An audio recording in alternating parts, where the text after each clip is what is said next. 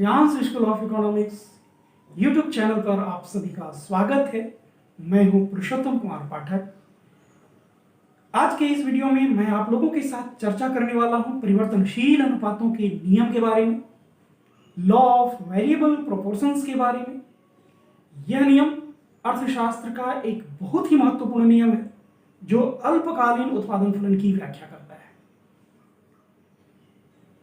यह नियम उत्पादन के प्राय हर क्षेत्र में लागू होता है, चाहे वो कृषि क्षेत्र हो, चाहे वो विनिर्माण का क्षेत्र हो।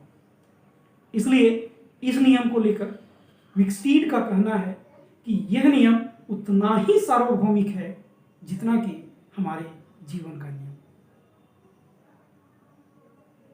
तो आइए अब हम लोग चर्चा प्रारंभ करते हैं लॉ ऑफ वेरिएबल प्रोपोर्शंस, परिवर्तनशील अनुपातों के नियम के बारे में। परिवर्तनशील अनुपातों का नियम अल्पकालीन उत्पादन फलन की व्याख्या करता है। तो जब हम लोग अल्पकालीन उत्पादन फलन पढ़ रहे थे तो हम लोगों ने यह देखा था कि अल्पकालीन उत्पादन फलन किसी भी वस्तु के उत्पादन की मात्रा और परिवर्तनशील साधन की मात्रा के बीच का संबंध होता है। तो जब हम परिवर्तनशील साधन की मात्रा में वृद्धि करेंगे तो कुल उत्पादन पर भी अंतर पड़ेगा, उत्पादन के स्तर पर भी परिवर्तन होगा। तो कैसे परिवर्तन होगा, किस प्रकार का परिवर्तन होगा, दोनों में कैसा संबंध होगा, इस संबंध की व्याख्या परिवर्तनशील अनुपातों का नियम करता है। तो यहां पर आप प्रश्न कर सकते हैं कि सर परिवर्तनशील अनुपातों का नियम हम क्यों करते हैं? इसका तो नियम ये होना चाहिए था परिवर्तनशील साधन का प्रतिफल, राइट? ये भी है इसका नाम कि परिवर्तनशील साधन का प्रतिफल, law of returns to a factor, एक साधन के प्रतिफल का नियम भी इसे हम लोग कहते हैं। तब ये अब ये यहां पर आपके मन में प्रश्न आ रहा होगा तो फिर परिवर्तनशील अनुपात हम क्यों कहते हैं? तो सबसे पहले हम लोग समझे कि परिवर्तनशील अनुपातों का यह नियम क्यों है। क्योंकि हम लोग जानते हैं कि उत्पादन कार्य करने के लिए अनेक साधनों की आवश्यकता होती है, तो वहां पर हम कुछ साधन को स्थिर रखते हैं और एक साधन में परिवर्तन करते हैं जिसे हम लोग परिवर्तनशील साधन कहते हैं।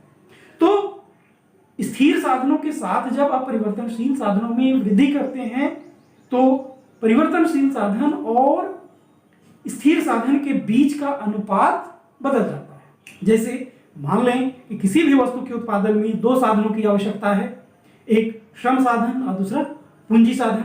तो पूंजी साधन को स्थिर रखते हुए जब श्रम साधन में वृद्धि की जाती है तो श्रम और पूंजी का अनुपात में भी वृद्धि होती है। तो श्रम और पूंजी के अनुपात में वृद्धि होने से कुल उत्पादन में वृद्धि होने का जो पैटर्न है उस पैटर्न की व्याख्या परिवर्तनशील अनुपातों का नियम करता है। तो आपने यहां पर देख रहा है कि जब श्रम की मात्रा में आप वृद्धि करेंगे और पूंजी को स्थिर रखेंगे तो श्रम और पूंजी का अनुपात बदल जाएगा, अनुपात बढ़ जाएगा। तो चूंकि यहां पर परिवर्तनशील साधन और स्थिर साधन के बीच अनुपात बदलता है, इसलिए इसे हम लोग कहते हैं परिवर्तनशील अनुपातों का नियम। तो यह नियम क्या कहता है? देखिए, सबसे पहले हम इसका स्टेटमेंट देखें।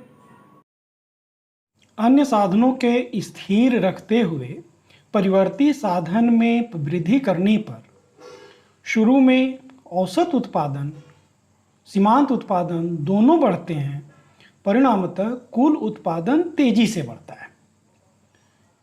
उसके बाद सीमांत उत्पादन में कमी होने से कुल उत्पादन में घटते दर से वृद्धि होती है, लेकिन एक सीमा के पश्चात कुल उत्पादन में कमी होने लगती है। प्रोफेसर स्टीगलर के शब्दों में, जैसे जैसे एक साधन की बराबर मात्राएं जोड़ी जाती हैं तथा दूसरे साधनों की मात्राएं स्थिर रखी जाती हैं तो एक स्थिति के बाद उत्पादन में होने वाली वृद्धि कम होने लगती है, अर्थात सीमांत उत्पादन घटने लगता है। इस नियम के बारे में अभी आपने देखा कि जब स्थिर साधनों के साथ परिवर्तनशील साधन में वृद्धि की जाती है तो उत्पादन में जो परिवर्तन का पैटर्न है वो कुछ 3 पैटर्न फॉलो करता है। पहला पैटर्न क्या है? पहला पैटर्न है कि एवरेज प्रोडक्ट बढ़ना, मार्जिनल प्रोडक्ट का भी बढ़ना और कुल उत्पाद का तेजी से बढ़ना। दूसरी स्थिति क्या है? दूसरी स्थिति है कि एवरेज प्रोडक्ट और मार्जिनल प्रोडक्ट का कम होना, परिणामतः कुल उत्पाद में घटते हुए दर से बढ़ना। और एक स्टेज आता है कि जब कुल उत्पाद में कमी आने लगती है, सीमांत उत्पाद ऋणात्मक हो जाता है, निगेटिव हो जाता है। तो यहां पर हम देख रहे हैं कि यह उत्पादन के 3 स्तर की व्याख्या करता है। तो उत्पादन का जो पहला स्तर है उसे हम लोग कहते हैं stage of increasing average return, बढ़ते हुए औसत प्रतिफल का स्तर। और उत्पादन का जो दूसरा स्तर है, इस स्तर को हम लोग कहते हैं stage of decreasing average return, घटते हुए औसत प्रतिफल का स्तर। और तीसरा जो स्तर है, थर्ड स्टेज है, इस स्टेज को हम लोग कहते हैं stage of absolute diminishing return, मतलब कुल उत्पाद में कमी का स्तर हम लोग थर्ड स्टेज ऑफ प्रोडक्शन कहते हैं। तो पहले स्टेज में क्या होता है? पहले स्टेज में होता है कि जब परिवर्तनशील साधन की मात्रा वृद्धि की जाती है तो पहले स्तर में, पहले स्टेज में औसत उत्पादन और सीमांत उत्पादन बढ़ता है। हालांकि सीमांत उत्पादन में घटने की प्रवृत्ति यहाँ पर देखी जाती है, लेकिन औसत उत्पाद हमेशा बढ़ रहा होता है। और औसत उत्पाद के बढ़ने से, सीमांत उत्पाद के बढ़ने से जो कुल उत्पादन है उसमें वृद्धि होती है, तेजी से वृद्धि होती है। और यह स्तर, यह स्टेज वहां पर स्टॉप होता है जहां पर औसत उत्पादन अधिक होता है, मतलब औसत उत्पादन और सीमांत उत्पादन आपस में बराबर होता है। दूसरे स्टेज में क्या होता है? सीमांत उत्पाद भी घट रहा होता है, औसत उत्पाद भी घट रहा होता है, लेकिन सीमांत उत्पाद धनात्मक होता है, जिसके कारण कुल उत्पाद में घटते हुए दर से वृद्धि होती है। थर्ड स्टेज में सीमांत उत्पादन के ऋणात्मक हो जाने से कुल उत्पादन घटने लगता है। परिवर्तनशील अनुपातों का नियम उत्पादन के जो 3 स्तर की व्याख्या करता है। इस 3 स्तर आखिर क्यों उत्पन्न होते हैं? इसके पीछे क्या कारण है? मान लिया जाए कि आपके पास एक जमीन का टुकड़ा है, उस जमीन के टुकड़े पर आप खेती करना चाहते हैं। तो जमीन का टुकड़ा स्थिर है, उसमें आप परिवर्तन नहीं कर सकते। उसमें खेती करने के लिए मान लेते हैं कि आपको 4 सेट हल बैल की आवश्यकता है, 4 सेट। उसके बाद वो भी स्थिर है, जो पूंजी है। उसके बाद उसमें कुछ कुदाल की आवश्यकता होगी, कुछ इक्विपमेंट्स की आवश्यकता होगी, वो भी स्थिर है, वो आपके पास है। उतने सारे साधन आप लगाए हुए हैं कि हमें इस भूमि के टुकड़े पर खेती करनी है। अब पहला व्यक्ति काम पर आया। अब पहला व्यक्ति काम पर आया तो उसे कितना काम है सो देखिए। उसे क्या करना होगा? खेतों को जोतना होगा। खेतों के जोतने के साथ वो खेत के किनारे किनारे जो एरिया होता है जहाँ पर हल नहीं चल पाता है, उसको कुदाल से कोड़ना पड़ता है, तो वो उसे करना पड़ेगा। उसे बीज बोना पड़ेगा, उसको फिर जमीन को समतल करना होगा जोतने के बाद। तो ये सारा काम उसे करना पड़ेगा। तो जब ये सारा काम करेगा तो कहीं न कहीं जो स्थिर साधन है उसका पूरा का पूरा उपयोग नहीं हो पाएगा। अब दूसरा व्यक्ति लगा, तो अब दोनों में क्या हुआ? एक काम बांट लेगा अपना, कि एक हल चलाएगा, एक कुदाल चलाएगा। तीसरा व्यक्ति आए, अब वो होगा कि नहीं अब हम बीज डालेंगे। चौथा व्यक्ति आए, और इस तरीके से जब हम व्यक्तियों की संख्या बढ़ाते चले जाते हैं तो स्थिर साधनों का प्रयोग भी होता चला जाता है। अब एक समय ऐसा आता है कि जब हमारे जितने भी स्थिर साधन हैं उनका पूर्णतः प्रयोग होने लगता है। तो पूर्णतः प्रयोग होता है, जब तक उनका पूर्णतः प्रयोग नहीं हो रहा होता है तब तक प्रत्येक साधन, परिवर्तनशील साधन में प्रत्येक वृद्धि, श्रम की मात्रा में प्रत्येक वृद्धि कुल उत्पादन में तेजी से वृद्धि लाएगा। और जैसे ही उनका अनुकूलतम प्रयोग होने लगेगा, उनका एक अनुकूलतम अनुपात मिल जाएगा जहां पर स्थिर साधनों का पूरा उपयोग होने लगेगा, उसके बाद भी अगर हम श्रमिक लगाएंगे तब क्या होगा? कुल उत्पादन बढ़ेगा, लेकिन धीरे धीरे बढ़ेगा। उसके बावजूद भी अगर हम श्रमिकों की संख्या ज्यादा बढ़ा दें जहां पर हमारे जितने स्थिर साधन है सबका पूर्णतः उपयोग हो रहा होता है, उनका अब ओवर यूटिलाइजेशन की स्थिति आ जाती है, उसके बावजूद भी हम श्रम की मात्रा बढ़ा देते हैं, तो पूंजी के अनुपात में श्रम साधन की मात्रा बहुत अधिक हो जाती है। तब क्या होगा? स्थिर साधन परिवर्तनशील साधन कुछ बैठे रहेंगे, कुछ काम नहीं करेंगे, कुछ गप करेंगे। कहने का मतलब है ज्यादा जोगी मठ उजाड़। कहावत आप सुने होंगे, ज्यादा जोगी मठ उजाड़, मतलब ज्यादा लोगों को लगा देंगे तो काम होगा नहीं। तो इसलिए तो पहले स्टेज में क्या देखें हम लोग? पहले स्टेज में स्थिर साधनों का पूर्ण प्रयोग नहीं होता है।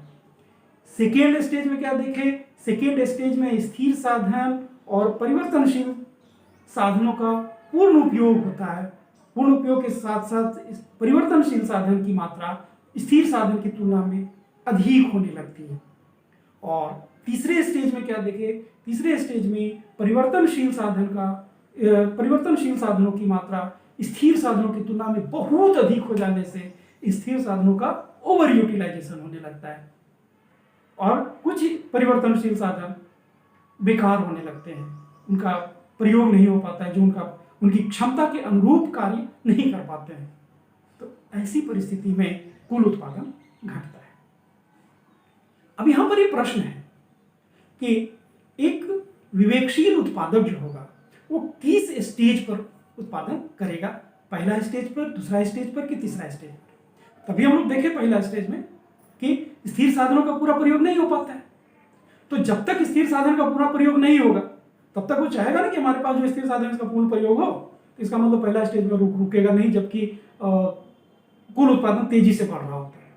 अब तीसरा स्टेज में जाइए, तीसरा स्टेज में क्या देखेगा? तीसरा स्टेज में देखेगा कि हम परिवर्तनशील साधन लगा रहे हैं और कुल उत्पादन घट रहा है। तो ऐसा उत्पादन कौन करेगा भाई? जहां पर हम साधन लगाते जाए उत्पादन कम होता चला जाए। इसलिए तीसरा स्टेज भी नहीं। उत्पादन के वास्तविक स्थिति जो है वो कहाँ मिलेगी? वो दूसरे स्टेज पे मिलेगी। एक विवेकशील उत्पादक हमेशा उत्पादन के दूसरे स्तर पर उत्पादन करना चाहता है। तो आइए अब हम इस नियम की व्याख्या ग्राफ से करने का प्रयास करते हैं, एक रेखा चित्र से समझने का प्रयास करते हैं कि यह नियम क्या करता है। फ्रेंड्स, इस रेखा चित्र को दो भागों में डिवाइड किया गया है। एक ऊपर वाला पार्ट है जिसको हम लोग भाग 1 कहते हैं और दूसरा वाला पार्ट है जिसे हम लोग भाग 2 कहते हैं। तो भाग 1 में एक्स एक्सिस पे श्रम की इकाई को रखा गया है, वाई एक्सिस पे टीपी। टीपी बोले तो टोटल प्रोडक्ट या कुल उत्पादन। नीचे वाले भाग जिसे हम लोग भाग 2 कहते हैं, इसमें एक्स एक्सिस पे श्रम की मात्रा को रखा गया है, वाई एक्सिस पे एपी और एमपी को रखा गया है। एपी एवरेज प्रोडक्ट और एमपी मार्जिनल प्रोडक्ट। अब यहां पर आप देख रहे हैं कि श्रम के L2 मात्रा पर, श्रम के L2 स्तर पर आप देख रहे हैं कि सीमांत उत्पादन जो है वो अधिकतम है। और सीमांत उत्पादन अधिकतम है तो ए पॉइंट जो आपको मिल रहा है, ई पॉइंट तक देख रहे हैं कि ओ 0 से लेकर ई तक कुल उत्पादन तेजी से बढ़ रहा है। उसके बाद ई पॉइंट के बाद सीमांत उत्पादन चूंकि घट रहा है इसलिए कुल उत्पादन में वृद्धि हो रही है, बट धीरे धीरे वृद्धि हो रही है। इसीलिए बिंदु ई को हम कहते हैं मोड़ बिंदु या पॉइंट ऑफ इन्फ्लेक्शन कहते हैं। यहां पर आप देख रहे हैं कि श्रम के एल मात्रा पर औसत उत्पाद और सीमांत उत्पाद दोनों बराबर है और 0 से लेके एल के बीच में सीमांत उत्पाद औसत उत्पाद से अधिक है। इसका मतलब औसत उत्पाद बढ़ रहा है। तो हमने उत्पादन के पहले स्तर को देखा था कि पहले स्तर पर एवरेज प्रोडक्ट बढ़ता है, मतलब हमारा जो उत्पादन का पहला स्तर है 0 से लेकर एल के बीच, मतलब ये जो स्थिति है यहां तक, इसको हम लोग कहते हैं फर्स्ट स्टेज। तो फर्स्ट स्टेज कहां एंड कर रहा है? जहां पर औसत उत्पाद अधिक होगा। अब उसके बाद एल और एल डैश के बीच में आप देख रहे हैं कि औसत उत्पाद और सीमांत उत्पाद दोनों घट रहा है, बट सीमांत उत्पाद पॉजिटिव है, सीमांत उत्पाद धनात्मक है। इसलिए इस स्टेज पर जो कुल उत्पाद है वो घटते हुए दर से बढ़ रहा है। यहां पर आप देख रहे हैं कि घटते हुए दर से बढ़ रहा है। इसलिए ये जो स्टेज मिला, इस स्टेज को हम लोग कहते हैं सेकेंड स्टेज, जहां पर सीमांत उत्पाद और औसत उत्पाद दोनों घटता है, लेकिन सीमांत उत्पाद धनात्मक होता है। अब L1 श्रम के L1 स्तर के बाद अगर आप देख रहे हैं, यहाँ पर सीमांत उत्पाद जो है वो ऋणात्मक हो जा रहा है और कुल उत्पाद घटने लगता है। इसीलिए L1 के बाद की जो स्थिति होगी इसको हम लोग कहते हैं third stage, third stage of production. इस रेखा चित्र से भी हम लोग यहाँ समझने का प्रयास किया कि लॉ ऑफ वेरिएबल प्रोपोर्शन जो है उत्पादन के 3 स्तर की व्याख्या करता है। और पहले स्तर में औसत उत्पाद सीमांत उत्पाद दोनों बढ़ते हैं, हालांकि इस स्तर पर सीमांत उत्पाद में घटने की प्रवृत्ति पाई जाती है। दूसरे स्टेज में औसत उत्पाद और सीमांत उत्पाद दोनों घटते हैं और तीसरे स्टेज में सीमांत उत्पाद ऋणात्मक हो जाता है, जिसके कारण पहले स्टेज में कुल उत्पादन में तेजी से वृद्धि होती है, दूसरे स्टेज में कुल उत्पादन घटते हुए दर से बढ़ता है और तीसरे स्टेज में कुल उत्पादन में कमी आने लगती है। आज इतना ही। उम्मीद करता हूं कि आज का यह वीडियो आपको पसंद आया होगा। आपका बहुत बहुत धन्यवाद।